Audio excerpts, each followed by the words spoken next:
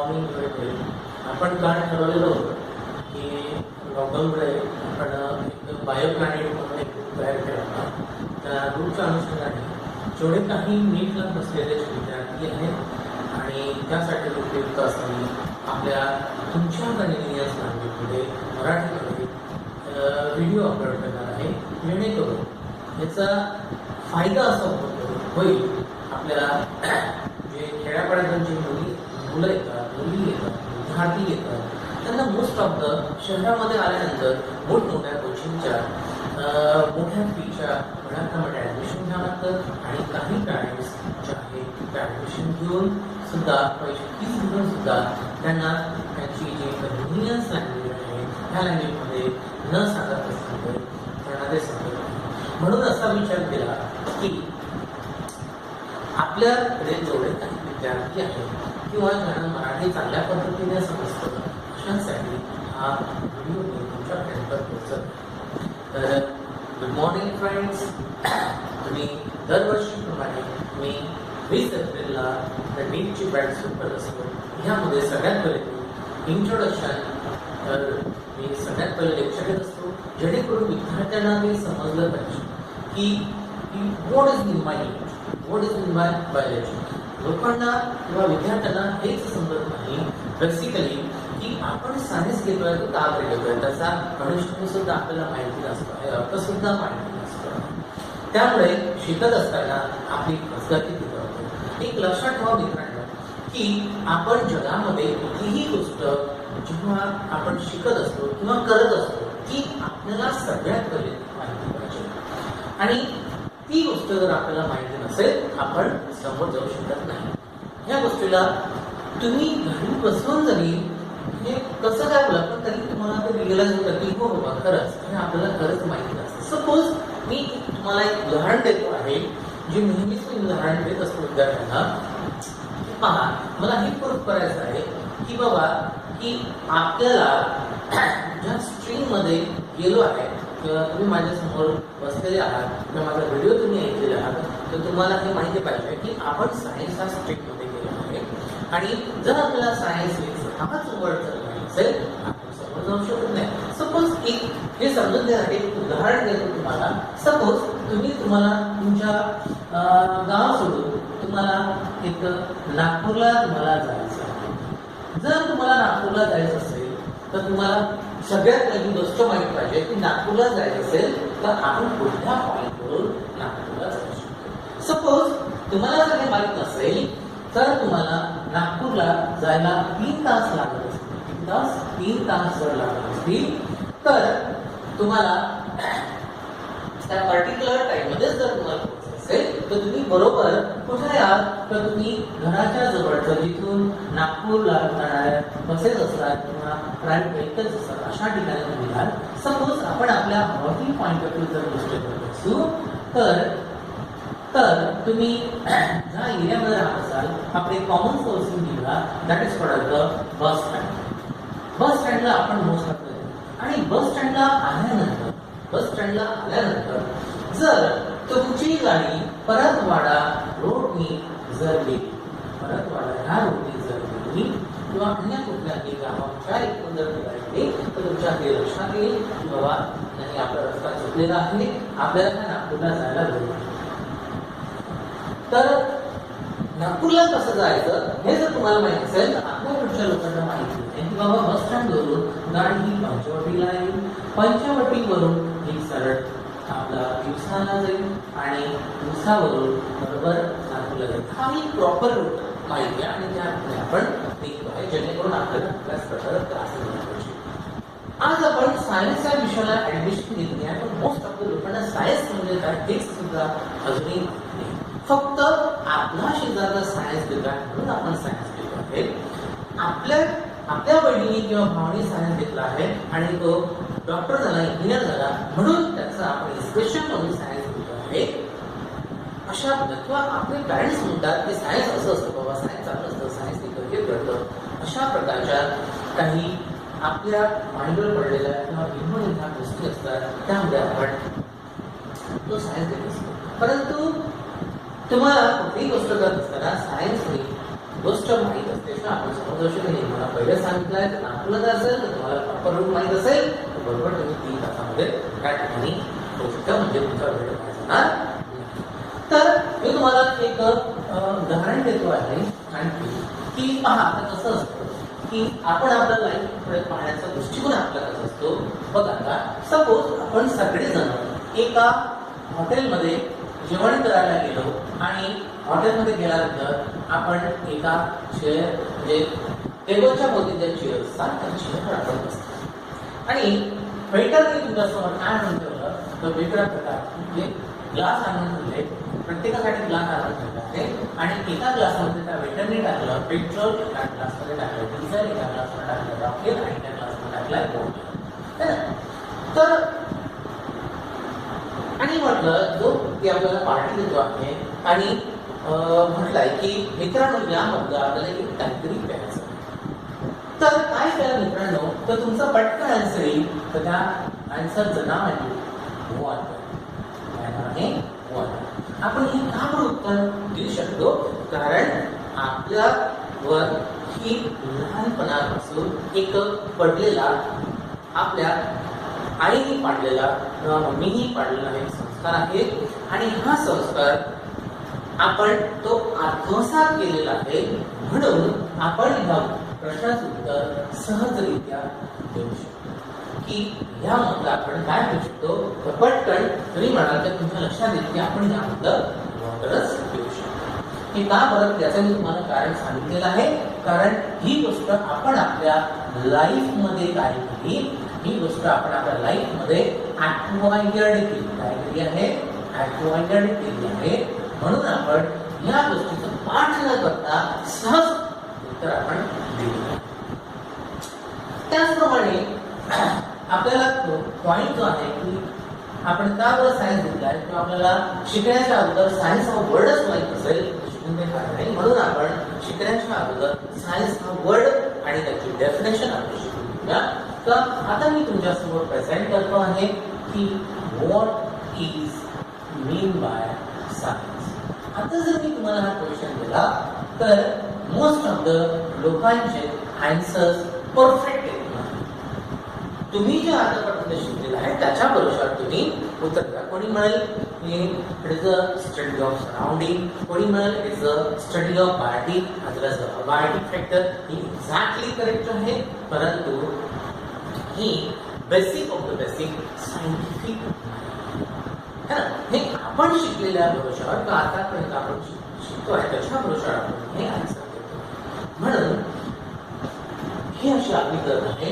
तर what is mean by science, जसं की तुम्ही विदिन सेकंड सांगितलं, तुमच्या मनामध्ये तुम्ही बोललाय की याचं उत्तर का वॉटर होतं, परंतु याचं उत्तर काय आहे. तर हीच सायन्स जी गोष्ट आहे ती आपण पहिले समजून घेऊया. नंतर आपली जी सिरीज आहे नीटची किंवा पूर्ण बायोलॉजी शिकण्याची पद्धत आणि सिस्टीम हे आपल्या अनुषंगाने आपण शिकणार आहोत. आणि तुम्हाला शुअरली डेफिनेटली सांगतो आहे की प्रत्येक लेक्चर तुम्हाला हा समजला पाहिजे. जर तुम्ही प्रॉपर मीडियाला घेत असाल तर तुम्हाला 100% हे समजलं म्हणजे समजणार. कारण मोस्ट ऑफ द क्लासेसमध्ये काय होतं की एका विद्यार्थी शिकतात, टीचर शिकवतो, शिकतात, त्याचा अनुषंग काय, त्याचं इंटेन्शन काय आहे बिलकुल तुम्हाला सांगतो. राईट. सो अशा प्रकारे आपण सगळ्यात पहिले सायन्स म्हणजे काय हे आपण शिकतो. राईट. सो आता माझ्या हाती बघा काय आहे. मोस्ट ऑफ द लोकांचं उत्तर, तुम्ही घरी बसलेले असाल किंवा माझा व्हिडिओ बघत असाल तर तुम्ही मनात मनात म्हणतात की हा पेन. राईट. आता मी तुम्हाला सांगतो की आता तुम्ही आयुष्यामध्ये पहिल्यांदा सायन्स हा वर्ड ऐकत आहात. तुम्ही याच्या अगोदर सायन्स हा वर्ड कधी ऐकलेला असं कन्सिडर करा. आणि असं कन्सिडर केल्यानंतर आता तुम्ही प्लॅन केलेला आहे. आता मी विचार करता सायन्स म्हणजे काय. तर सायन्स म्हणजे काय, तर आता तुम्ही विचार करू शकता की ही एक वस्तू, कोणाही वस्तू आहे आणि तुम्ही जिथे बसलेले आहेत किंवा तुमच्या सभोवती जे काही दिसतं ते सगळ्याच्या सगळ्या वस्तू आहेत असं आपण कन्सिडर करतो. म्हणजे आहेतच, वस्तूच है ना.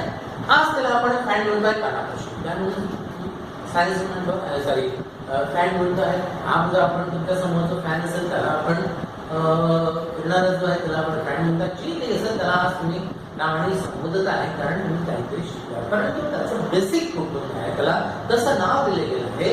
तर हे जे नाव आहे हे कोणी दिलं आहे? सगळं सायन्स आपल्या बघा.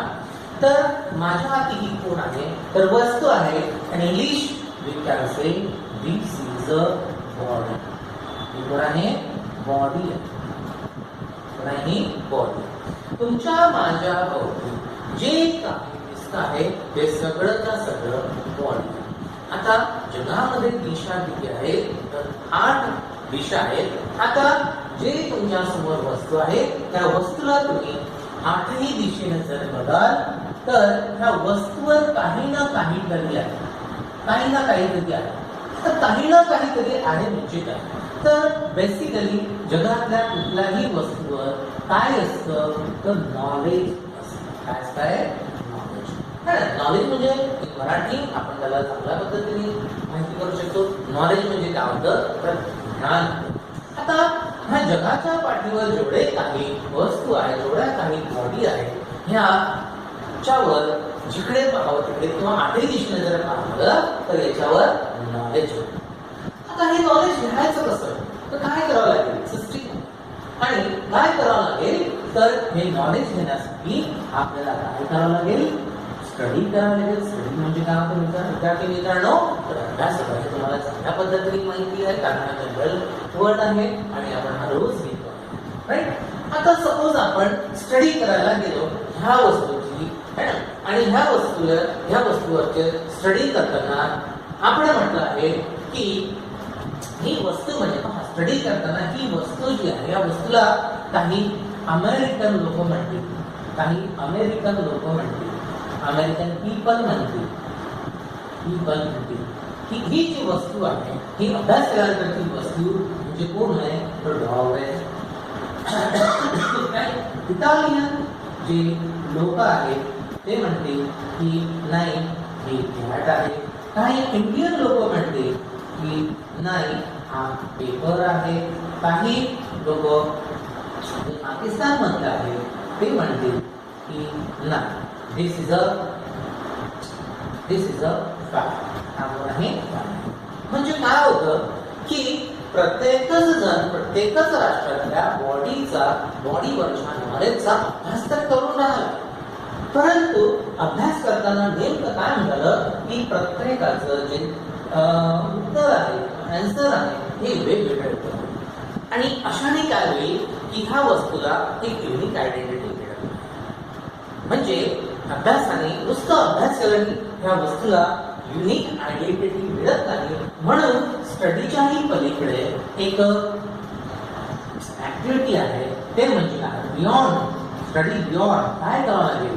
तर आपल्याला एक्सपेरिमेंट करावं लागेल. काय करावं लागेल? एक्सपेरिमेंट. आणि एक्सपेरिमेंट म्हणजे काय? मराठी दॅट इज अ प्रात्यक्षिक ज्याला म्हणतो आहे. आणि प्रात्यक्षिक मधून काय निघत असतो? तर इन्फरन्स निघत असतो. रिझल्ट त्याला म्हणतो आहे. तो निघाल्यानंतर आता ही जी वस्तू आपण समोर पकडली होती एक्सपेरिमेंटच्या माध्यमातून प्रूफ झाला आहे की ही जी वस्तू आहे एक्सपेरिमेंटच्या माध्यमातून जी प्रूफ केली आहे ती म्हणजे कोण आहे? पण हा पेन आता बघा, हा अमेरिकेमध्ये घेऊन जा या बॉडीला पेनस म्हणतील, इटलीमध्ये घेऊन जा या बॉडीला पेनस म्हणतील, आणि इंडियन लोक सुद्धा काय म्हणतील? पेनस म्हणतील. पाकिस्तान. आता जगामध्ये जेवढे काही लोक आहेत ते खरंच सांगा बरं ह्या वस्तूला काय म्हणतील? तर साहजिक गोष्ट आहे मित्रांनो, त्याला पेनस म्हणतील. कारण आपण काय केलं आहे? नुसतं स्टडीच्या भरोशावर नाही जगलो किंवा नाही आपण अभ्यास. कारण जर असा अभ्यास असतं, अर्धवट ठेवलं असतं तर ह्या देशामध्ये भरपूर प्रकारची भांडणं झाली असते, एक आयडेंटिटी आली नसती. पण स्टडीच्याही कोण आहे? एक्सपेरिमेंट. म्हणजे एक्सपेरिमेंट केल्याने हा जगातल्या कुठल्याही वस्तूला पर्टिक्युलर स्थान आहे. आणि हे स्थान युनिव्हर्सली देणारं कोण आहे? तर ते कोण आहे? सायन्सवर. म्हणून आता आपण काय करूया की फ्लेक्सिबल डेफिनेशन याची सायन्सची करूया. बघा किती सोपी आहे. आणि ह्याच अनुषंगाने हे बेसिक ऑफ द बेसिक हे शिकलं तर आपल्यामध्ये भरपूर काही चेंज होऊ शकतो आणि most of the teachers most of the lectures ही गोष्ट कधी सांगतच नाही. तर अशा प्रकारे बघूया आपण फ्लेक्सिबल डेफिनेशन करूया. तर ही कोण आहे बाबा, ही बॉडी कोण आहे, बॉडी आहे, बॉडी आहे. तर ही बॉडी आहे तर कशाची बॉडी आहे, तर सायन्सची बॉडी. तर बघा आपण एक फ्लेक्सिबल डेफिनेशन करूया. Science science is a body of, is a body of काय आहे बेटा, ह्या बॉडीवर काय नॉलेज आहे, म्हणून science is a body of knowledge. Science is a body of knowledge which is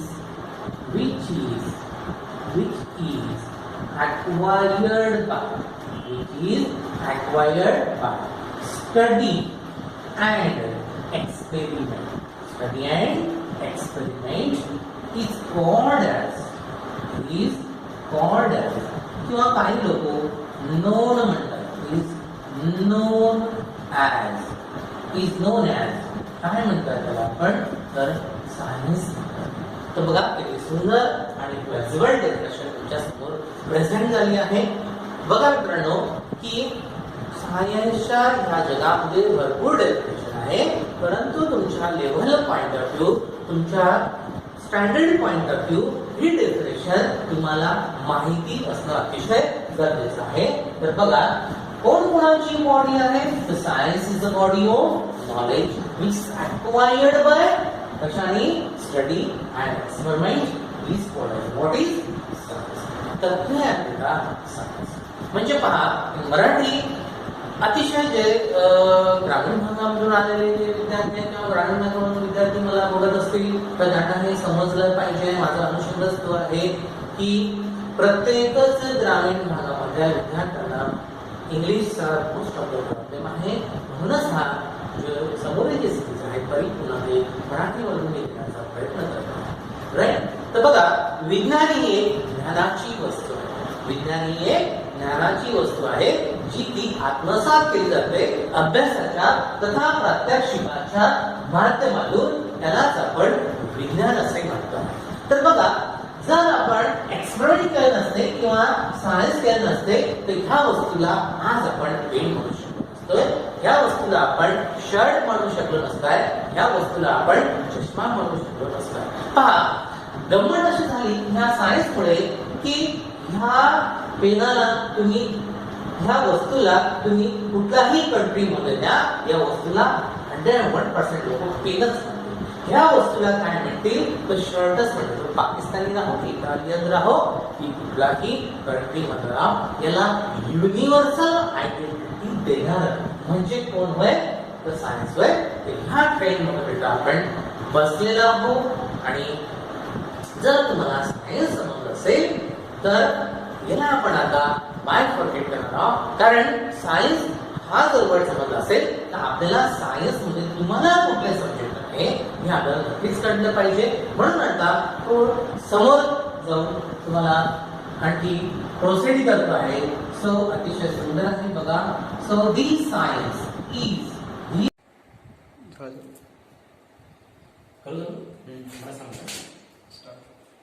अपेक्षित आहे की सगळ्यांना सायन्सची डेफिनेशन समजले असं अपेक्षित आहे. आणि बघूया की सायन्स हे क्लासिफाय झालं आहे मेन 3 सब्जेक्ट मध्ये. So here this science is classified here science is classified into 3 main subjects. How many subjects? 3 main subjects. And first one subject is called as physics. Second one subject is called as chemistry. And third one subject is called as the biology.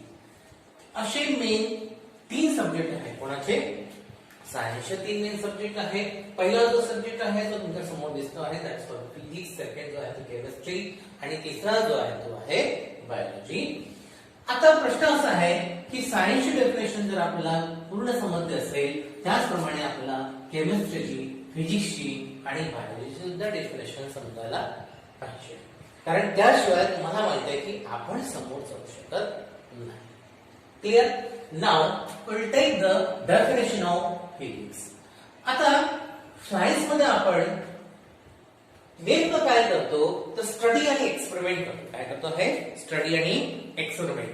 आता प्रत्येकच विषयाचा आपल्याला काय करायचं आहे? Study आणि experiment करायचा आहे. ज्याप्रमाणे सायन्सची डेफिनेशन केली, सायन्सच्या अंडर आपण हे तिन्ही सब्जेक्ट बघत आहोत, त्याचप्रमाणे आपल्याला फिजिक्स, केमिस्ट्री आणि बायोलॉजी सुद्धा डेफिनेशन करायचे आहे. तर आता लक्षात कसं ठेवायचं? कारण मोस्ट ऑफ द विद्यार्थी काय करतो आहे की पाठांतरावर जास्त भर देतो आहे आणि पाठांतरावर भर दिल्याने काय होतं की त्याचं फक्त त्या परीक्षेपुरतंच ते मर्यादित राहतं. परंतु असं सगळ्यांना पाहिजे आहे का की परीक्षेपुरतं मर्यादित राहिलं पाहिजे? नाही. तुमचं उत्तर मनातल्या मनात नाही येऊन राहिलं आणि तसंही तुम्हाला पाहिजे नाही. कारण आपण इथं जे बसलो आहोत किंवा मी जे टीच करतोय हे पाठांतर करावं यासाठी टीच नाही करत आहे. मी याच्यासाठी टीच करतोय की विद्यार्थ्यांना नॉलेज मिळालं पाहिजे याच्यासाठी टीच करतोय. पण हे नॉलेज मिळण्यासाठी काही कन्सेप्ट असतात जे शिकवण्याच्या आधी सगळ्यात पहिले तो कन्सेप्ट सांगावा लागतो, त्यानंतर तो टॉपिक शिकवावा लागतो, जेणेकरून विद्यार्थ्यांना पाठ न करता नॉलेज पॉइंट ऑफ व्ह्यू गोष्ट ते लक्षात राहिली पाहिजे. म्हणजे चिरकाल हे नॉलेज जर जर नॉलेज आपल्या लक्षात राहिलं तर चिरकाल ती गोष्ट आपण विसरू शकत नाही. तर पहा एक तुम्हाला गोष्ट सांगतो आहे म्हणजे पाठ न करण्याची गोष्ट सांगतो आहे की बघा कसं आहे की आपल्याला डील करायचे. काय करायचे आहे? डील. तर तुम्ही कपडे घ्यायला किंवा एखादा कपडे घ्यायला आपण म्हणूया, आपण मोस्ट ऑफ द कपडे नवीन आपल्याला फार आवडतात, तर आपण एखाद्या दुकानामध्ये गेलो आहे आणि दुकानामध्ये गेल्यानंतर त्याला आपण ड्रेस पाहिजे असं सांगतो आहे. तर तो म्हणतात कोणत्या प्रकारचे ड्रेस पाहिजे, तर आपण आपल्या पद्धतीने जो ड्रेस आहे तो सांगतो आहे आणि बरोबर तो शॉपकीपर टेबलवर तुमच्या समोर तो ड्रेस ठेवत आहे. आता काय होतं की मी कस्टमर समोर जो ठेवलेला जो ड्रेस आहे तो त्याच्यावर किंमत मी लिहून घेतली माझ्या कर्मचाऱ्याकडून किंवा मी स्वतः लिहिली. त्याच्यावर किंमत आहे कस्टमरसाठी 1200 म्हणजे 1200 रुपये किंमत तुम्हाला दिसत आहे. पण बेसिकली तो जो ड्रेस आहे मी तो समोरील व्यक्तीकडून मी तो 400 रुपयातच घेतलेला आहे. पण मी लिहिली किती किंमत? 1200. तुम्हाला काय पाहिजे? ड्रेस पाहिजे. तुम्ही माझ्यासाठी कसं माझ्या दुकानामध्ये कशासाठी आले? ड्रेस घ्यायसाठी आले. तुम्ही मला सांगितलं, मी तुम्हाला ड्रेस दाखवले. ड्रेसची किंमत आहे 1200 रुपये. 1200 हे प्राइस त्याच्यावर दिलेली आहे. पण तुम्हाला हे माहित नाही का मी तो ड्रेस 400 रुपयात आणलेला आहे. तर मग तुम्ही आता माझ्यासोबत काय कराल? मार्केट पॉइंट ऑफ व्ह्यू जर विचार केला तर त्याच्यासाठी शब्द आहे बार्गेनिंग कराल. काय कराल? बार्गेनिंग. आणि साहजिक गोष्ट आहे तुम्हीच नाही तर प्रत्येकच व्यक्ती हा बार्गेनिंग करतो. आता आपण अंडर दी सायन्स शिकत असल्यामुळे त्या बार्गेनिंगला अल्टरनेटिव्ह शब्द सायन्स विथ रिस्पेक्टिव्ह दिला की तुम्ही माझ्यासोबत ती वस्तू घेण्यासाठी काय करत आहात? डील करत. काय करताय? डील करत आहे. म्हणजे डील करताना तुम्ही असे डील करून आले की तुम्हाला माहिती आहे की तुमच्या पॉकेटमध्ये 900 रुपीज आहे आणि आपल्याला मॅक्झिमम 500 ते 700 पर्यंत ड्रेस घ्यायचा आहे ना. आणि मला हे माहिती आहे की मी समोर ठेवलेली जी वस्तू आहे 1200 रुपये कस्टमरसाठी किंमत दिलेली आहे, पण मी आणली ऍक्च्युअली ते 400 रुपयामध्ये. सो अशामध्ये तुम्ही भाव करता, मी भाव करता, तुम्ही भाव करता, मी भाव करता, असं करता करता तुम्हाला भाव नाही न पटल्यामुळे तुम्ही दुकानाच्या दरवाजाकडे वळता. सहज मी तुम्हाला आवाज देतो आहे आणि म्हणतो आहे की तुम्ही किती किंमत द्याल? तर तुम्ही म्हणताय की मी मॅक्झिमम 500 रुपये किंमत देईल. मी म्हणतो नाही, मला परवडत नाही. अशा प्रकारचं आपल्यामध्ये कम्युनिकेशन चालू राहतं, बार्गेनिंग चालू राहतं, मार्केट पॉइंट ऑफ व्ह्यू. आणि काय होतं की शेवटी मी म्हणतो आहे की तुम्हाला भी नाही, मेरा भी नाही, तुमचं पण नाही, माझं पण नाही, ही वस्तू मला 800 रुपयाच्या खाली काही परवडत नाही. सोबत त्या व्यक्तीला माहित असते की माझ्या खिशामध्ये 900 रुपये आहे, मी 500 रुपयाला ही वस्तू मागितली, वस्तू चांगली आहे, ते तिलाही समजून आलं आहे, मलाही समजून आलं आहे, परंतु किंमत 1200 रुपये लिहिली आहे आणि मलाही असं वाटतं की तो कस्टमर गेला नाही पाहिजे, तुम्हाला असं वाटतं की ड्रेस तो गेला नाही पाहिजे, म्हणून मनातला आता मी तुम्हाला सांगतोय ते तुम्हालाही पटतं आणि मलाही पटतं. तुम्ही काय करता? मला ते 800 रुपये देता आणि मी तुम्हाला माझ्याजवळची वस्तू देतो आहे. म्हणजे तुम्ही ती वस्तू घेण्यासाठी माझ्यासोबत काय केली? डील काय केली आहे डील. तर सायन्स मध्ये आपल्याला काय करायचं आहे स्टडी करायचं आहे. ह्या स्टडी सोबतच आपल्याला डील करायची आहे. तेव्हा जो आपला कन्सेप्ट आहे की नॉलेज घेतलं पाहिजे पाठांतर नाही केलं पाहिजे. म्हणून आता बघा कशी आपण डेफिनेशन करूया म्हणजे कधी तुम्ही विसरले नाही पाहिजे. तर बघा फिजिक्स ही कोणाची ब्रांच आहे सायन्सची ब्रांच आहे. तर आपण असं प्रेझेंट करू शकतोय की it is a branch of science. Simple गोष्ट आहे it is a branch of science. आपण अंडर दी सायन्सच्या खाली लिहितोय. एक बाई गोष्ट पाठ करण्यासारखी नाहीये. So it is a branch of science आणि आपल्याला कोणासोबत डील करायचे आहे स्टडी सोबत. म्हणून आपण लिहू शकतो आहे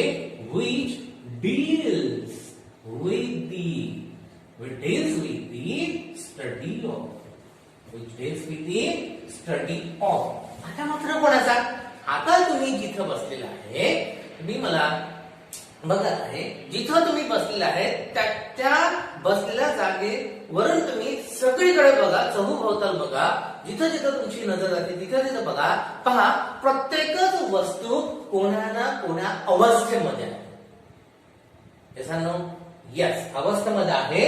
तर अवस्थांना इंग्लिश मध्ये काय म्हणतो बेटा आपण तर मॅटर म्हणतो. काय म्हणतो आहे मॅटर. आणि प्रत्येक मॅटरला काय असतं स्टेट असतं. तर फिजिक्स त्याचाच अभ्यास करतो. It is a branch of science which deals with the study of state of matter. कशाचा अभ्यास करत आहे state of matter. Now state of matter म्हणजे कोण आता तर तुम्हाला बाय डिफॉल्ट समजायला पाहिजे की स्टेट ऑफ मॅटर म्हणजे कोण तर solid liquid gases plasma both Einstein conduct. These are the 5 state of matter. आणि ह्या 5 state of matter चा अभ्यास करता करता काय होईल की प्रत्येक वस्तू किंवा प्रत्येक मॅटर तुमच्या हाती येतं तर पर्टिक्युलर मेजरमेंट मध्ये येतं. म्हणून स्टेट ऑफ मॅटर नंतर काय लक्षात ठेवायला पाहिजे तर मेजरमेंट लक्षात ठेवायला पाहिजे. मेजरमेंट लक्षात ठेवायला पाहिजे. आणि मेजरमेंट हे आपण कशामध्ये देतो आहे तर डायमेन्शन मध्ये देतो आहे. आणि डायमेन्शन तुम्हाला माहित आहे किती आहे तर 3 प्रकारचे डायमेन्शन आहे M and T. M for mass, L for line आणि टी फॉर टाइम. बघा तुमच्या घरातली कुठलीही वस्तू ही डायमेन्शन मध्ये येते मेजरमेंट मध्ये येते आणि कोणातरी स्टेट मध्ये तुमच्या ती घरी वस्तू येते. आता मला सांगा की ही गोष्ट तर कॉमन आहे. It is a branch of science deals with the study of state of matter. कारण तुमच्या सराउंडिंग मध्ये दुसरं काही नसून सगळे मॅटरच आहे. आणि प्रत्येक मॅटर तुमच्या घरी मोजण्यात येतं म्हणून आपण त्याला शब्द वापरतोय मेजरमेंट. आणि मेजरमेंट घेण्यासाठी काय लागत आहे डायमेन्शन. फक्त तुम्हाला 3च गोष्ट लक्षात ठेवायची आहे स्टेट ऑफ मॅटर दुसरं मेजरमेंट तिसरं म्हणजे कोण होय डायमेन्शन. बेटा this called as what is this called as physics, right? So this is the very simple definition of physics. बघा बेटा वेगवेगळ्या टेक्स्टबुक मध्ये वेगवेगळे लेक्चर्स लोक वेगवेगळ्या प्रकारची डेफिनेशन सांगतात. परंतु आज आपण पुन्हा लेवलवर बसलेलो आहोत 8, 9, 10, 11, 12. आपल्याला ह्या बेसिक डेफिनेशनची गरज आहे. म्हणून ही basic of the basic definition आहे जेणेकरून हे विद्यार्थ्यांच्या लक्षात राहिली पाहिजे. राईट. अशा प्रकारे ही अतिशय सिंपल डेफिनेशन आहे फिजिक्सची. त्याचप्रमाणे फिजिक्स ही सायन्सची ब्रांच आहे तर केमिस्ट्री कोणाची ब्रांच असेल सिंपल आहे सायन्सची ब्रांच आहे. मग आता कॉमन कसं राहील पहा पाठ करण्याची गरज नाही आहे. It is a branch of पुन्हा तेच it is a branch of science. It is a branch of science. पुन्हा which deals with the study of. आता इथपर्यंत ही कॉमन गोष्ट झाली. पाठ करण्याची गरज बिलकुल वाटत नाही किंवा पाठ करूही नाही. आता जगाच्या पाठीवर कोण आहे बेटा तर स्टेट ऑफ मॅटर आहे. कोण आहे स्टेट ऑफ मॅटर आहे. आता जगाच्या पाठीवरचं तुम्ही कुठलंही स्टेट ऑफ मॅटर घेतलं आणि त्याला आपण बर्न केलं किंवा एखादी प्रोसेस त्याला केली त्याच्यावर केली. बर्न केल्यानंतर कुठलाही वस्तू मधून सगळ्यात पहिले काय निघतोय तर त्यामधून स्मोक निघतोय. काय निघतो आहे स्मोक. आणि स्मोक मध्ये पर्सेंटेज कशाचं असतं तर वेगवेगळ्या प्रकारचे आन्सर्स येतील विचारलं तर आणि परंतु मात्र कुठलाही जगातल्या वस्तू याच्यामधून काय निघेल, स्मोक मध्ये काय असतं मोस्ट ऑफ द, तर कार्बन असतं. काय असतं हे? कार्बन है ना. आता हे कार्बन एन्व्हायरमेंट मध्ये आलं. एन्व्हायरमेंट मध्ये आल्यानंतर एन्व्हायरमेंट मध्ये ऑक्सिजन हा घटक असतोय, तुम्हाला माहिती आहे. हा कार्बन जो basic any type of state of matter मधून निघाल्यानंतर हा कार्बन जो आहे, हा बेसिक कार्बन जो आहे, हा एन्व्हायरमेंटल ऑक्सिजन सोबत कंबाईन होत आहे, तर एक त्याचाच कंपाऊंड तयार होतो, that is called the CO2. That is called the CO2. हाच कार्बन जर आता एखाद्या हायड्रोजन सोबत कंबाईन झाला तर तुम्हाला माहिती आहे कार्बन आणि हायड्रोजनचं कॉम्बिनेशन म्हणजे कोण आहे? हायड्रोकार्बन आहे. जर मला हे सांगा, हा CO2 तयार झाला, हायड्रोकार्बन तयार झाला, सायनाइड तयार होईल, वेगवेगळ्या प्रकारचे पदार्थ जगाच्या पाठीवर तयार होतील. कोण आहे म्हणून तयार होईल? कार्बन आहे म्हणून तयार होईल. येस. तर आता केमिस्ट्री डेफिनेशन करत असताना काय लक्षात घेतलं पाहिजे, हे तुमच्या सहज लक्षात आलं पाहिजे. Chemistry is a branch of science which deals with the study of, सगळ्यात पहिले बेसिक कोण निघाला आहे? Carbon and it's carbonic compound is called what is chemistry. बघा इथे सिंपल डेफिनेशन आहे. सो इथे बघूया आपण बेसिक जो शब्द आहे तो म्हणजे study of carbon and it's, study of carbon and its carbonic compound. Its carbonic compound is called as chemistry. Is called as the chemistry. बघा किती सिंपल डेफिनेशन आहे. तशी फिजिक्सची डेफिनेशन आहे, त्याच्यापेक्षा डेफिनेशन इझी कोणाची आहे? केमिस्ट्रीची आहे. जर आपण फिजिक्सला सब्जेक्ट म्हणतो आहे सायन्सचा, तर केमिस्ट्री सुद्धा सब्जेक्ट कोणाचा आहे? सायन्सचा. त्याचप्रमाणे बायोलॉजी हा सुद्धा सब्जेक्ट कोणाचा आहे? बाय डिफॉल्ट सायन्सचाच आहे. मग आता तुम्हाला माहिती आहे की कॉमन लाईन कुठली आहे. सो ही जशी ब्रांच सायन्सची आहे, ही सुद्धा ब्रांच सायन्सची आहे, तर बायोलॉजी सुद्धा ब्रांच कोणाची आहे? सायन्सची. म्हणून इथे आपण लिहितो आहे it is a branch of science. It is a branch of science which deals with the study of, which deals with the study of, deals with the study of. कोण राहिलं आता? तर आता फक्त एकच राहिलं, deals with the study of living organism. Living म्हणजे काय? तर जीवन. तर ऑर्गॅनिझम म्हणजे काय? जिवंत जीवांचा अभ्यास करणारं शास्त्र म्हणजे जीवशास्त्र. In English we can say the biology. आता लिव्हिंग ऑर्गॅनिझम कुठलं आहे? लिव्हिंग ऑर्गॅनिझम म्हणजे काय? की ज्यांच्यामध्ये जीव आहे ते. Yes no. मग लिव्हिंग ऑर्गॅनिझम आपल्याला दाखवायचं असेल तर सगळ्यात पहिले आपण काय घेतो आहे? प्लांट घेतो आहे. नंतर कोण घेतो आहे? Plant and animal. पण आता एवढ्याने ही डेफिनेशन संपत नाही. मोस्ट ऑफ द टीचर्स लोक हे इनकम्प्लीट डेफिनेशन ठेवतात आणि हे इनकम्प्लीट डेफिनेशन ठेवल्यामुळे तुम्हाला भविष्यामध्ये ती डेफिनेशन अशाच प्रकारची तुम्ही इनकम्प्लीट सांगता. परंतु बायोलॉजी मध्ये असं नाही. हे नुसतं लिव्हिंग ऑर्गॅनिझमचा अभ्यास करून चालत नाही. तर एक लक्षात घ्या, एक कन्सेप्ट लक्षात घ्या की जगातला कुठलाही लिव्हिंग ऑर्गॅनिझम असो त्याला स्वतःच काय आहे? एक स्ट्रक्चर आहे. त्याची स्वतःची काय आहे? रचना. आणि एक लक्षात घ्या, पाठ करण्याची गरज नाही आहे. ज्या लिव्हिंग ऑर्गॅनिझमची जशी रचना, जशी शरीर रचना आहे त्या रचनेनुसार त्याचं फंक्शन चालतं. त्या रचनेनुसार त्याचं बॉडी फंक्शन असतंय. म्हणून स्ट्रक्चर नंतर कोण येईल? फंक्शन येईल. Suppose will take example of साप घेतला. सापाचं स्ट्रक्चर वेगळं आहे, तर त्याची राहण्याची खाणं पिणं सगळं वेगळं आहे. बघा आपल्या बॉडीचं स्ट्रक्चर वेगळं आहे, म्हणून आपल्याला राहणं खाणं पिणं हे आपल्या बॉडीच्या स्ट्रक्चरनुसार आहे. अदर ॲनिमलचं स्ट्रक्चर वेगळं आहे, तर त्याच्या स्ट्रक्चरनुसार त्यांचं राहणीमान खाद्यान्न आहे, त्याची food chain. Clear? So structure नंतर दुसरा शब्द काय आला पाहिजे? फंक्शन यायला पाहिजे. आणि आपण ऍज अ लिव्हिंग ऑर्गॅनिझम आपला ह्या एका बॉडीचा संबंध कोणाशी आहे? एन्व्हायरमेंटल जेवढे काही फॅक्टर आहेत, बायोटिक असो की अबायोटिक असो, सो ह्या एका बॉडीचं जे रिलेशनशिप आहे ते व्हायरसची आहे, बॅक्टेरियाची आहे, प्लांटची आहे, आंब्याची आहे, का प्रत्येकाचं नाव घ्याल का? नाही. मग आता ह्या सगळ्या मिळून बायोटिक आणि अबायोटिक कंपोनंट मिळून कोण बनलाय? तुमचा एन्व्हायरमेंट बनलाय, आपला एन्व्हायरमेंट बनलाय. म्हणजे आपल्या लिव्हिंग ऑर्गॅनिझमचं रिलेशनशिप कोणाची आहे? एन्व्हायरमेंटची आहे. कळलं का? नाउ मग आता याच्यानंतर काय होईल? And relationship with there, and relationship with there, relationship with there and environment. Relationship with the environment is called as what is beta? That is a biology. Clear? अशा प्रकारे हे अतिशय सोप्या डेफिनेशन तुमच्या समोर प्रेझेंट आहे आणि ह्या definition basic of the basic आहे, जे की तुमच्या क्लास विथ रिस्पेक्टिव्ह, तुमच्या क्लास लेव्हल विथ रिस्पेक्टिव्ह अतिशय महत्त्वाचे डेफिनेशन आहे.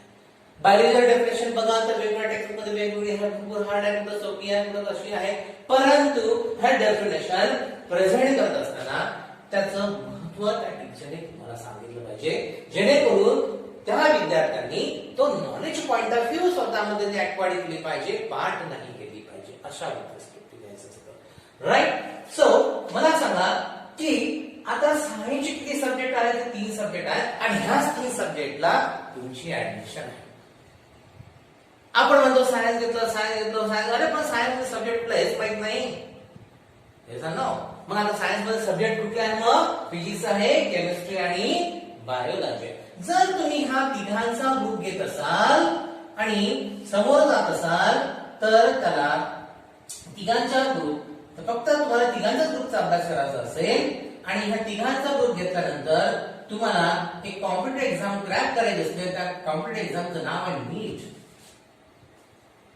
आणि फिजिक्स, केमिस्ट्री आणि बायोलॉजी सोडून जर नेक्स्ट सब्जेक्ट घेत असाल तुम्ही मॅथ, जर मॅथ विषय घेऊन जर तुम्ही समोर जात असाल तर ती एक्झाम असते, दॅट इज कॉल्ड JEE. आणि जर चारही सब्जेक्ट घेऊन जर तुम्ही अभ्यासात असाल तर त्या सेक्शनला म्हणतो आपण जनरल सायन्स. काय म्हणतो आहे? General science. कुठलेही 3 सब्जेक्ट घेऊन जर आपण अभ्यास करत असू त्याला म्हणतो आपण व्होकेशनल सायन्स. काय म्हणतो आहे? Vocational science. तर हे बेसिक तुमच्या लक्षात असलं पाहिजे. नाही आम्ही सायन्सला ऍडमिशन घेतो, हो सायन्सला ऍडमिशन घेते, माहित नाही काही, त्यांना ऍडमिशन घेते म्हणून मी ऍडमिशन घेते असं. तर अशा विथ पर्स्पेक्टिव्ह ह्या डेफिनेशन तुमच्या लक्षात असल्या पाहिजे. जर ह्या डेफिनेशन तुमच्या लक्षात असला तर याच्यामध्ये तुम्हाला नंबर ऑफ चॅप्टरची माहिती ऑटोमॅटिक पडेल. आता जर समजा तुमच्याकडे सिलेबस असेल, जर आता मी एखाद्या चॅप्टरचं नाव घेतलं असेल तर तुम्हाला जो 100% समजतो आहे की हा चॅप्टर फिजिक्सचा आहे, हा चॅप्टर केमिस्ट्रीचा आहे, हा चॅप्टर बायोलॉजी, आणि हेच तर समजायला पाहिजे. आणि ही बेसिक गोष्ट अदर टीचर सांगत नसल्यामुळे म्हणून तुमचं नॉलेज हे वाढत नाही, कारण तो क्लिअर बोलत नाही. Clear? Now proceed. Now this biology, मी आता स्पेशली आता कुठल्या विषयावर म्हणजे बोलणार नाही, कारण माझा सब्जेक्ट आहे बायोलॉजी आणि बायोलॉजी प्लॅनेटवर आपल्याला समोर जायचं आहे, ट्रेन समोर आपल्याला यायचं आहे. सो म्हणून मी आता फक्त बायोलॉजीवर बोलणार, फिजिक्स आणि केमिस्ट्रीवर बोलणार. क्लिअर? आता biology has again main two subject. बघा किती सिंपल आहे. Has again main two subjects. Again main two subjects. Again, main two subject. First one is called as the botany. मी बॉटनीच का बरं लिहिलं आहे. आणि दुसरा जो सब्जेक्ट आहे झुलॉजी. झुलॉजी. आता बॉटनी म्हणजे काय? तर बॉटनी म्हणजे वनस्पतीशास्त्र आणि झुलॉजी म्हणजे काय? तर प्राणीशास्त्र. हे याच्यासाठी सांगावं लागतं कारण की भरपूर असे माझे विद्यार्थी आहेत जे खेड्यापाड्यात त्यांचे मराठी मीडियम मध्ये होतात, बिचारा त्यांना बॉटनी म्हणजे काय समजत नाही, झुलॉजी म्हणजे काय समजत नाही, कारण त्यांचे ऐकलं नसतं, त्यांची हे फॉलो खूप फसवणूक करतात. म्हणून मोस्ट ऑफ द मी प्रयत्न केला आहे की शिकवत असताना मराठी मधून सुद्धा त्या विद्यार्थ्याला समजलं पाहिजे, प्रत्येक माहिती ही विद्यार्थ्याला रिअलाइज झाली पाहिजे, त्यांनी ती ऍक्वायर्ड केली पाहिजे. तर बॉटनी म्हणजे वनस्पतीशास्त्र आहे. मग मला सांगा की जसं बायोलॉजी ही सायन्सची ब्रांच आहे तर बॉटनी कोणाची ब्रांच आहे? तर बायोलॉजी. फक्त आपल्याला एवढंच लिहायचं आहे की it is a branch of biology. It is a branch of biology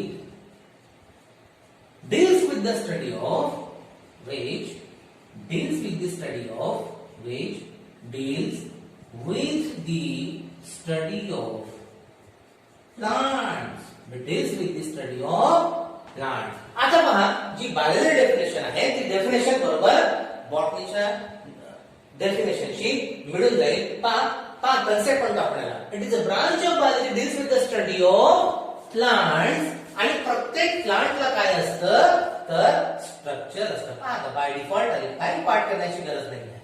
structure आहे आणि स्ट्रक्चर नंतर कोण आहे तुम्ही सांगता. आता स्ट्रक्चर नंतर आहे फंक्शन आणि प्रत्येक प्लांटचं काय आहे and relationship with their environment. बघा कशी बाय डिफॉल्ट होती with their environment. With their environment is called as botany. आता सिंपल आहे तुमच्या मनामध्ये थोडस असं एक्साइटेड पॉइंट ऑफ व्ह्यू तयार झाला असेल शिकवण्याच्या माध्यमातून आणि सहज तुम्ही आता झुलॉजीची सुद्धा डेफिनेशन करू शकता. आता बघा झुलॉजी डेफिनेशन कशी करणार. झुलॉजीचा लिहिणार तर नाही आता बोर्डर परंतु सहज तुम्ही सांगता आणि सहज तुम्ही समजून घेऊ शकता की zoology is a branch of biology which deals with the study of animal comma structure comma function and relationship with the environment. बघा आता स्वतःच्या बॉडीला हात लावा आणि पहा की ह्या बॉडीचं तुमच्या बॉडीचं रिलेशनशिप आहे की नाही जगाशी. यस आहे. येस ना. तर ह्या सगळ्या गोष्टी समजून घेतल्या पाहिजे. जर ह्या तुम्हाला गोष्टी समजल्या असतील तर तुम्हाला काय समजलं असं समजावं सायन्स हे समजलं. आणि ह्या फील्डला तुम्ही बसलेले आहे. ह्या फील्डला तुम्ही ऍडमिशन घेतलेली आहे. असं जगामधला एकमेव सब्जेक्ट आहे की त्यामध्ये प्रूफ करण्याची धमक आहे. म्हणून जगातल्या प्रत्येक वस्तूला एक युनिक आयडेंटिटी देऊन जाणार कोण होय सायन्स होय. सो अशा प्रकारे आपण एक एक लेक्चर घेऊन त्याला समोर नेऊया. अपेक्षित आहे की आजचा हा लेक्चर तुम्हाला अतिशय चांगल्या पद्धतीने समजला असेल. तुम्हाला रिअलाइज झालं असेल. मी तुम्हाला पहिलेच सांगितलं की कुठलीही गोष्ट पाठ करायची नाही आहे ती आपल्या लाईफ मध्ये ऍक्वायर्ड करायची आहे. कारण ऍक्वायर्ड केल्यानं आपण कुठलीही गोष्ट जगाच्या पाठीवरची विसरू शकत नाही. क्लिअर. आता दुसरं सांगायचं असं म्हणजे की हा कन्सेप्ट जर तुम्हाला समजला असेल तर नेक्स्ट म्हणजे याच्यासोबत तुम्हाला बेसिक म्हणजे काय हे समजलं पाहिजे. बेसिक म्हणजे काय हे सुद्धा समजलं पाहिजे आणि कन्सेप्ट म्हणजे काय हे सुद्धा तुम्हाला समजलं पाहिजे आणि नॉलेज म्हणजे काय हे सुद्धा तुम्हाला समजलं पाहिजे. आणि हे समजण्यासाठी तुम्हाला गरज असतं ह्या तीन गोष्टी समजण्यासाठी तुम्हाला गरज असतं ते म्हणजे काय होय एज्युकेशन आहे. जर तुम्ही एज्युकेशन घेतलं नाही तर तुम्हाला ह्या गोष्टी समजू शकत नाही. क्लिअर. मग आता तुम्हाला एक माझा प्रश्न असा आहे की उद्या मी जेव्हा म्हणजे उद्याचं लेक्चर माझं हे एज्युकेशन पॉइंट ऑफ व्ह्यू राहील. एज्युकेशन पॉइंट ऑफ व्ह्यू राहील आणि तुम्हाला माझा असा क्वेश्चन आहे की आज तुम्ही तुमच्या आईवडिलाला विचारा किंवा पॅरेंट्सला विचारा की बाबा तुम्ही आम्हाला एज्युकेशन कशासाठी देताय. पहिला प्रश्न कुठला आहे की तुम्हाला तुमचे आई वडील एज्युकेशन कशासाठी देत आहे. हा पहिला प्रश्न विचारायचा तुम्ही तुमच्या आई वडिलांना. दुसरा प्रश्न असा आहे तुमच्यासाठी की तुम्ही का बरं एज्युकेशन घेत आहे. याचा नाव तुम्ही कशासाठी एज्युकेशन घेत आहे. आणि याचे आन्सर देण्यासाठी माझा तुमचा जर व्हॉट्सअप नंबर असू द्या. माझा व्हॉट्सअप नंबर आहे 8379991957. या व्हॉट्सअप नंबरवर मला आपापल्या परीनं आपापल्या इच्छानुसार योग्यतेनुसार आपल्या विचारानुसार आपण एज्युकेशन कशासाठी घेतो आहे तुमच्या आईवडील तुम्हाला कशासाठी एज्युकेटेड करत आहे याचे उत्तर माझ्या व्हॉट्सअप नंबरवर आले तरीही चालेल. ठीक आहे. म्हणून मी तुम्हाला माझा पर्सनल व्हॉट्सअप नंबर सुद्धा दिलेला आहे आणि अपेक्षित आहे की उत्तर आन्सर्स तुम्ही प्रॉपर द्यायला पाहिजे. प्रॉपर दिले नाही तर मी त्याचं निरसन 100% करणारच आहे आणि त्याचं तुम्हाला म्हणजे रिअलाइज होईल असं आन्सर सुद्धा मी तसं मिळवून देईन, ही माझी हमी आहे. तर अशा प्रकारे आजचा लेक्चर मी ह्याचे संपवत आहे. विशेष म्हणजे आजचा लेक्चर जो आहे हा फक्त 11-12 सायन्स याच्यासाठी नसून 8, 9, 10 इव्हन UPSC, MPSC ह्या सुद्धा विद्यार्थ्यांसाठी हा लेक्चर कन्सिडर करून त्यांनी सुद्धा हा आत्मसात करावा, त्यांनी सुद्धा हा पाहावं, है ना. आणि हा व्हिडिओ जर तुम्हाला आवडला असेल नक्कीच तुम्ही तुमच्या मित्रांना, मैत्रिणींना, तुमच्या फॅमिलीमध्ये शेअर करावा, जेणेकरून तुम्ही काय शिकलाय किंवा तुम्ही काय शिकत आहे याचं त्यांना सुद्धा रिअलायझेशन. ठीक आहे, तर आजच्या दिवशी आपण इथे समाप्त करूया. उद्या पुन्हा भेटूया एज्युकेशन पॉइंट ऑफ व्ह्यू. धन्यवाद.